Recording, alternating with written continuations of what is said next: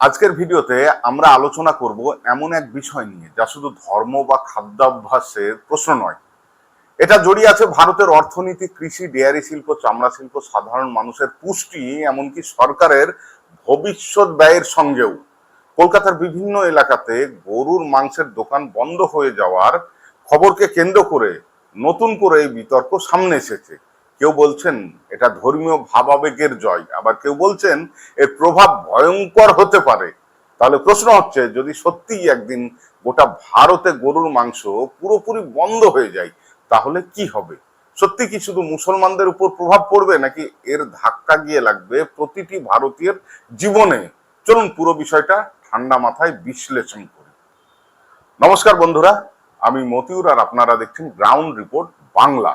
আজকের ভিডিওটা একটু অন্যরকম, কারণ আজ আমরা কোনো রাজনৈতিক দলকে নয়, একটা সিদ্ধান্তের সামাজিক এবং অর্থনৈতিক প্রভাব নিয়ে কথা বলবো। ভিডিওটা শেষ পর্যন্ত দেখবেন, কারণ এই আলোচনায় এমন কিছু দিক রয়েছে যেগুলো নিয়ে সাধারণত কেউ বর্তমান সময় সেভাবে কথা বলছে না। সম্প্রতি কলকাতা সহ রাজ্যের বিভিন্ন এলাকায় বহু গরুর মাংসের দোকান কিন্তু বন্ধ হয়ে যাচ্ছে। খেয়াল করার বিষয় হলো, এখানে কোনো ভাঙচুর হয়নি, কোনো প্রকাশ্যে হিংসাও হয়নি। অনেক দোকান মালিক নিজেরাই দোকান বন্ধ করে দিচ্ছেন। কারণ হিসাবে উঠে আসছে একটাই কথা, হিন্দু ভাবাবেগে আঘাত লাগতে পারে। এখন প্রশ্ন হলো, একটা গণতান্ত্রিক দেশে ধর্মীয় ভাবাবেগ গুরুত্ব অবশ্যই আছে, কিন্তু সেই ভাবাবেগের প্রভাব যদি অর্থনীতি, কৃষি, শিল্প এবং সাধারণ মানুষের জীবনে পড়ে, তাহলে কি সেটা নিয়ে আলোচনা হওয়া উচিত নয়? গরুর মাংস শুধু কিন্তু খাবার নয়, একটা অর্থনৈতিক চক্র। অনেকেই মনে করেন গরুর মাংস মানেই শুধু খাদ্যাভ্যাসের বিষয়, কিন্তু বাস্তবটা কিন্তু অনেক অনেক বড় বিষয়। ভারতে গরু এবং মোষকে ঘিরে বিশাল একটা অর্থনৈতিক চক্র তৈরি হয়েছে। একজন কৃষক যখন একটা গরু পালন করেন, তখন তার উদ্দেশ্য শুধু ধর্ম নয়, অর্থনৈতিকও।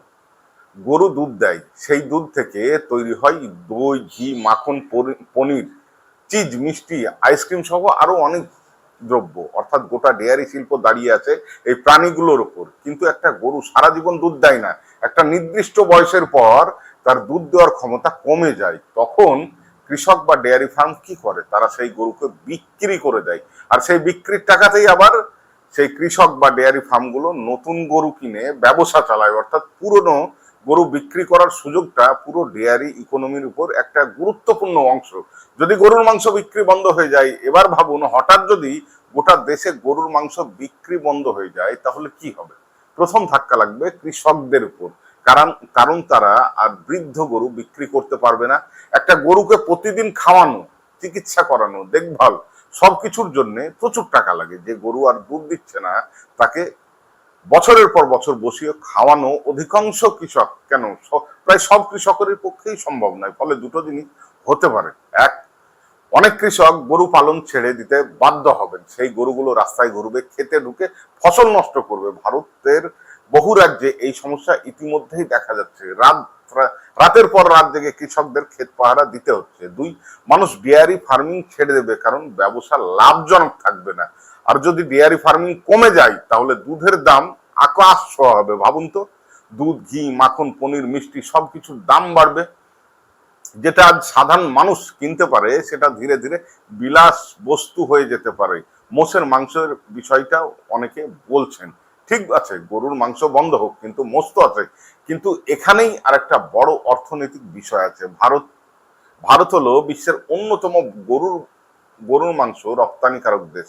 এই শিল্পের সঙ্গে জড়িত কৃষক, পরিবহন কর্মী, কসাইখানা, রপ্তানিকারক, শ্রমিক, মাংস সংরক্ষণ কেন্দ্র, চামড়া শিল্প, অর্থাৎ লাখ লাখ মানুষের জীবিকা।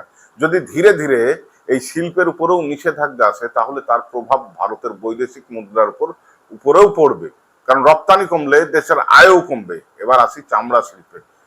ভারতের লেদার ইন্ডাস্ট্রি একটা বিশাল সেক্টর। এই শিল্পের সঙ্গে যুক্ত জুতো কারখানা, ব্যাগ শিল্প, বেল্ট শিল্প, মানি ব্যাগ, জ্যাকেট, রপ্তানি ব্যবসা। আপনি যে জুতো পরে আছেন, সেটা হয়তো কোনো চামড়া শিল্পের শ্রমিকের রোজগারের ফল। কিন্তু যদি গরু বা মোষের সাপ্লাই কমে যায়, তাহলে চামড়ার কাঁচামালও কমে যাবে। ফলে কারখানা বন্ধ হবে, শ্রমিক ছাঁটাই হবে, রপ্তানি কমবে, ছোট ব্যবসা ধ্বংস হয়ে যাবে।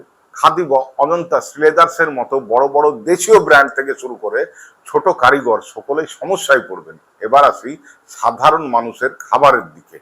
ভারতে এখনো বহু দরিদ্র পরিবার খুব কম খরচে প্রোটিন পায় গরুর মাংস থেকে। এটা কিন্তু বাস্তব।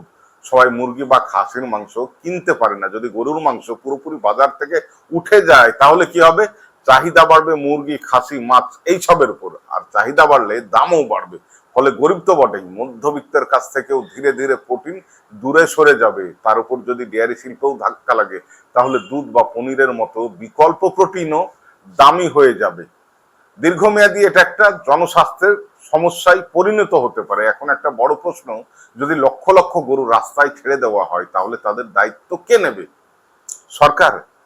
তখন গৌশালার সংখ্যা বাড়াতে হবে সরকারকে। সেই গরুর খাবার, চিকিৎসা, আশ্রয়, নিরাপত্তা সবকিছুর জন্য কোটি কোটি টাকা খরচ করতে হবে সরকারকে, অর্থাৎ জনগণের ট্যাক্সের টাকা। শুধু তাই নয়, যেসব শিল্প ক্ষতিগ্রস্ত হবে তাদের শ্রমিকদেরও পুনর্বাসন, কৃষকদের ক্ষতিপূরণ, এসবের চাপও সরকারের উপরেই পড়বে।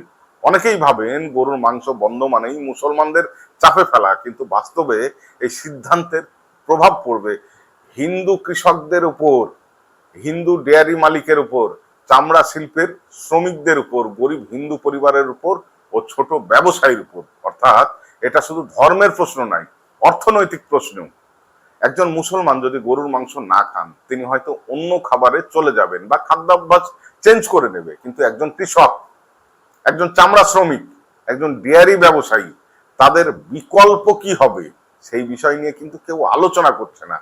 আবেগ বনাম বাস্তবতা, ধর্মীয় আবেগ খুবই গুরুত্বপূর্ণ, কারো ভাব আবেগে আঘাত দেওয়া একদমই উচিত নয়। কিন্তু একটা দেশের নীতি শুধু আবেগ দিয়ে চলে না, সেখানে দেখতে হয় অর্থনীতি, কৃষি, কর্মসংস্থান, পুষ্টি, বাস্তবতা। কারণ একটা সিদ্ধান্তের প্রভাব যদি কোটি কোটি মানুষের জীবনে পড়ে তাহলে সেই সিদ্ধান্ত নিয়ে যুক্তির ভিত্তিতে আলোচনা হওয়ার দরকার, ভাব আবেগ দিয়ে নয়। ইতিহাস কি বলে? ভারতবর্ষে বহু ধর্ম, বহু সংস্কৃতির দেশ। এখানে কেউ নিরামিষ খান, কেউ আমিষ খান, কেউ গরুকে পবিত্র মনে করেন, আবার কেউ খাদ্য হিসাবে দেখেন। এই বৈচিত্র্যের মধ্যে ভারত টিকে আছে। কিন্তু যদি এক পক্ষ অন্য পক্ষের জীবনযাত্রা পুরোপুরি নিয়ন্ত্রণ করতে চায় তাহলে সংঘাত বাড়ে, সমাধান নয়। শেষ কথা, আজকের ভিডিওর উদ্দেশ্য হচ্ছে কাউকে আঘাত করা নয়, বরং একটা বড় অর্থনৈতিক সামাজিক প্রশ্ন তুলে ধরা। গরুর মাংস খাওয়া উচিত না উচিত নয় সেটা ব্যক্তিগত এবং ধর্মীয় বিতর্ক হতে পারে, কিন্তু যদি গোটা দেশ এই শিল্প বন্ধ হয়ে যায় তাহলে তার প্রভাব যে শুধু একটা সম্প্রদায়ের উপর পড়বে সেটা কিন্তু একদমই নয়। সেটা বুঝতে হবে। এর ধাক্কা লাগবে কৃষিতে, ডেয়ারি শিল্পে, চামড়া শিল্পে, শিল্প রপ্তানিতে, পুষ্টিতে, সাধারণ মানুষের জীবনযাত্রায়। তাই আবেগের পাশাপাশি বাস্তবতাও কিন্তু ভেবে দেখা দরকার। আজকে এই পর্যন্তই। ধন্যবাদ।